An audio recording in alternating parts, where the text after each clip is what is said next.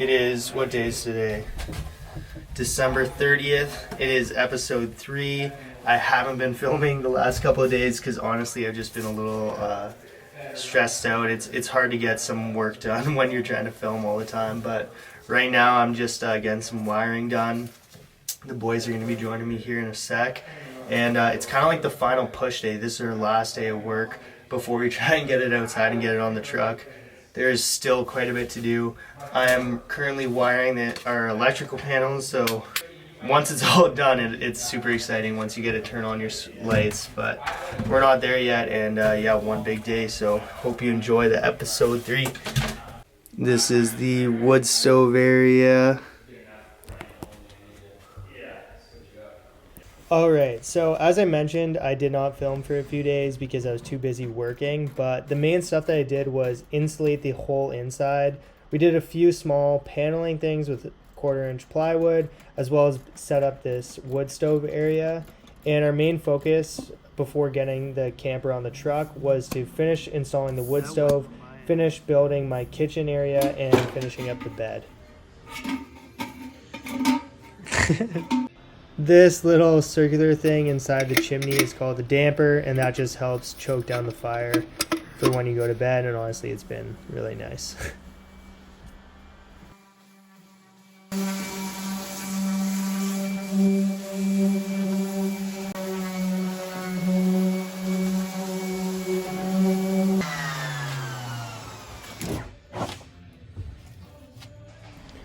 My brother-in-law Matt was again a huge help here in this episode, and he just honestly loved doing all the interior stuff. So he helped build a kitchen cabinet.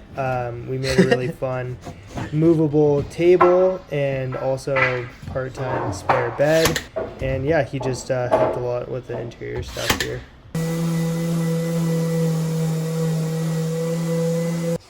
Alright, so all that wiring I said I was going to get done this morning, I didn't get done, but here we are doing it now. We did get a lot done today. It's now the evening. We did get the wood stove in. We got the kitchen and table in kind of behind me. We got the bed in, which is sweet. Yeah, so tomorrow she is going on the road, which, oh man, that's going to be crazy. Hope we measured everything right. Hope this truck camper actually fits in the bed. That would be sick. But yeah, I'm kind of just doing some final touches right now. Trying to finish up this. Just doing all my connections, wiring for the lights and whatnot. And yeah, we'll catch you tomorrow with some truck jacking or camper jacking and trying to get it on. Alright, so we're out here in the morning. I'm just making some last wiring connections. These wires go from the starter battery into the DC to DC charger, which charges my auxiliary battery right here. Check this hammer out. This is my great grandfather's ball peen hammer. Does the job perfectly. Anyway, we are saddling up here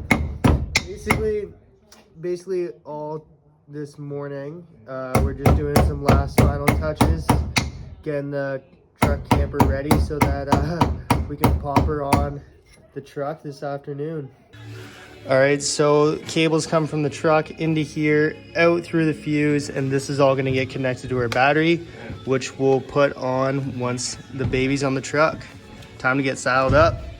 So I also do have a full electrical system, which works pretty well, and I really like how simple it is. I'm not going to go through all that in this video, but I am going to post a video in the future that's just going to highlight what my electrical system is and how you can make yours work for your truck camper. Okay, explain what we're about to do. So we need to lower this about 5 inches, right? Right?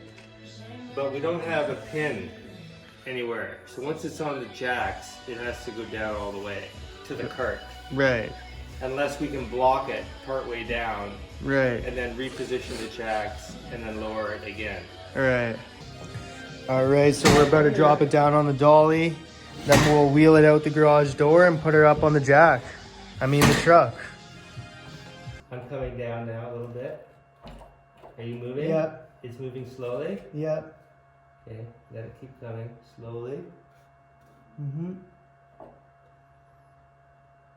All right, so honestly, this here is really kind of unnecessary work. We had to drop the camper about 5.5 inches because originally it wouldn't fit out our 8-foot door. But we lowered the cart, and after we dropped it down on the cart, we were able to wheel it out.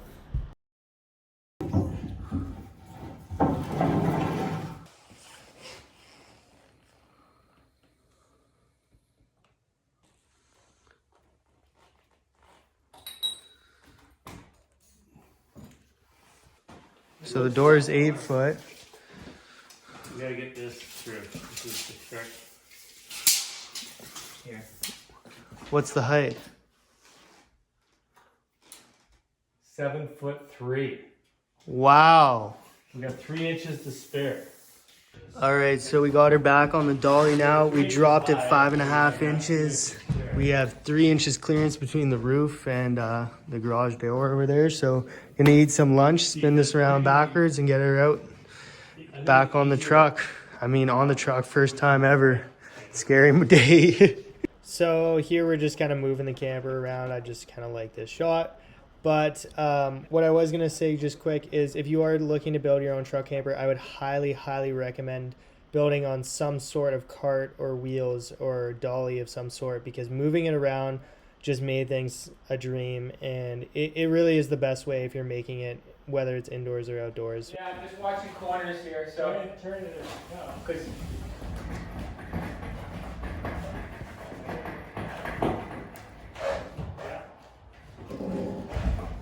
so we're cutting it pretty close here. Yeah.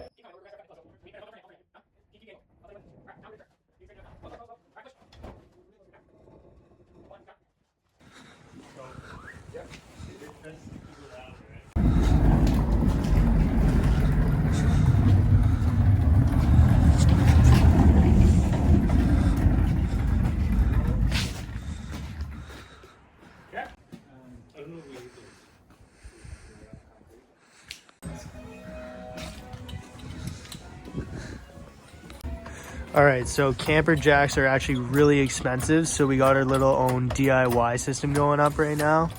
Got the 4x4 up there on top of the hydraulic jack.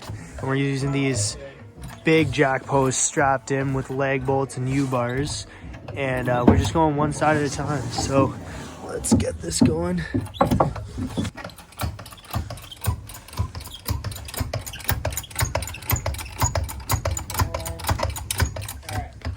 Oh, very far from the plug. I think you would. Okay, so I just kind of touched on it there, but yes, I did actually figure out with my dad a way to create our own DIY truck camper jacking system. And the reason I did that is because truck camper jacks are super expensive. And if you're watching this, you might be considering, should I pay, the $1,000 to $2,000 or more, whatever it is, I kind of forget. Or should I do what I'm doing in this video, or try and figure out something on your own? And this is my honest opinion, is this kind of was a headache. Like, it actually worked really well. So what we essentially do is we take, a 4 to 8 ton bottle jack, which is in my dad's hands right now, and we pump it up just at one point.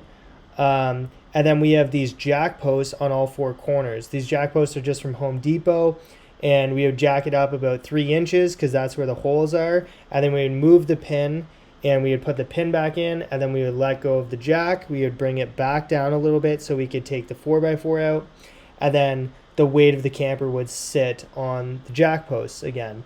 And then we would go to the other side, we'd bring it up to level, and we would just basically keep going on each side 3 inches by 3 inches. A lot of it actually wasn't too bad to get it all the way up, but it was a lot longer than what normal jack posts would take, or what normal camper jacks would take. And this is my honest opinion. It is, I'm not exactly stoked to take the camper off the truck, and it does take a lot of effort, and I am a bit more courteous. It takes a lot longer, so it's a bigger time commitment. So if I can get the truck serviced without taking the camper off, that's a huge help. And I look for things like that. The other thing I want to mention to you that I think is really important in a decision making, like in this decision, is how often are you taking your truck camper on and off or out and in to your truck bed. So for example, I'm not doing this very frequently. You know, I'll put it on for maybe, like right now it's been on my truck for over 2 months now, and I'm happy with it. So I only had to do it once, and I'll take it off for the summer. I might, you know, do a few trips here and there in the summer, but I don't think it'll be that bad. The point I'm trying to make is, if you're looking to put it on and off, you know, 10 times a summer, is it worth your time? Because my method will take about 3 times as long as just having the normal jacks.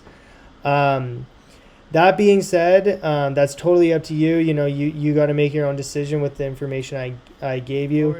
What I will recommend, if you do, or if you are looking for a cheap option, something that will save you a bit of time but still be a great option, is I would use the Brophy truck camper jacks. The reason why I really like these is because you only need 2. You can do them, they have a big crank, you can do it one person at a time, so you could basically do 3 inches on one side, go to the other side, go up, or if you have 2 people, you can go up at the same time. But also I like how you don't have to mount them, so you don't have to worry about the vibrations affecting your jack post when you drive or anything like that, and you can just kind of leave them at home, leave them in your garage. And yeah, I haven't used them, but I've heard great things. And yeah, that was a really long description of everything, but I hope that helps, because I know when it comes to truck camper jacks, in a DIY truck camper, everybody is looking for some sort of solution, and this is just my best input here. Because my battery needs to go there. Hold on, let me go. It's 100 pounds. I would just. Okay, so when I slowly let this thing down, Henry, you and Matt should just sort of guide the back, make sure it's square or wherever you want. Yeah. You want it? No, it's too far left. Whoa. Yeah. It's in the truck now. Yeah, but no, I can't get this out.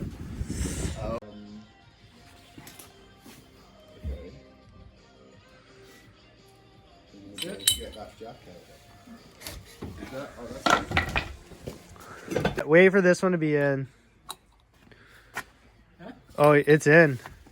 I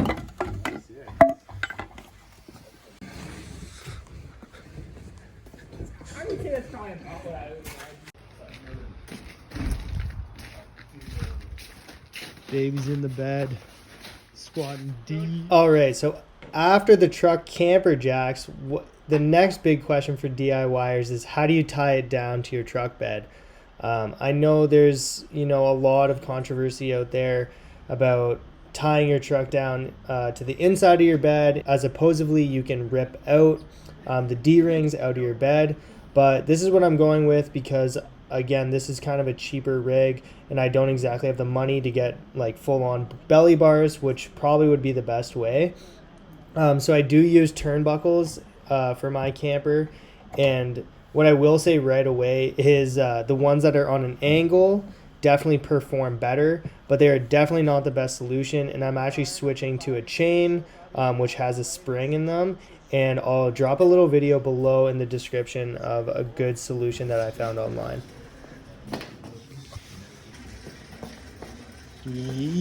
Watch the Burks. Battery literally couldn't fit better. Look at that tight. That's what you want. Okay, perfect. Let's connect this thing. 30. Ooh, this turned out really great.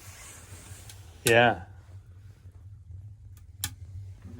Honestly, it's pretty hard to describe how nice it feels to put this baby on the truck.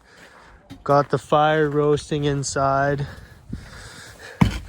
Not much more you can ask for. What a way to end the year, that's for sure. 1 month of hard work finally pays off.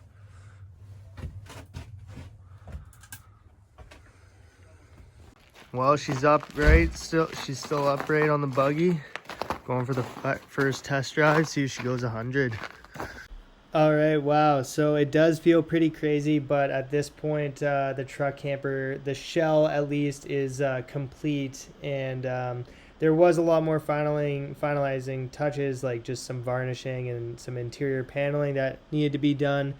But yeah, pretty much this is the end of the series. But I just want to say really quickly, if you have any questions about what is working for me or what is not working for me, or anything that's relevant to your own build, or just even if you enjoyed the video and want to say hi, just please drop a comment, because I do answer every single comment, so I will get back to you. And other than that, I just want to say quickly, I have learned so much from this build, and it's a really neat experience to look back on all these 3 videos that I made and see it come from the ground up. And I've already experienced so much with this truck camper, with my truck sagging, with the electrical system. I've had problems with, you know, my roof leaking, and I've literally had problems with animals, and it's actually been a hell of a ride already, and it is really funny to look back on. And there was definitely times throughout this build that I got pretty stressed out, and I honestly didn't think it would be worth it, and or I didn't know if it would be worth it. And I've had some very nice nights when it's been super cold outside and snowing lots outside, and I've been dry and warm next to the wood stove drying out my ski gear, and I just couldn't help but smile and enjoy my new little space here. So thank you so much for following along with this little process.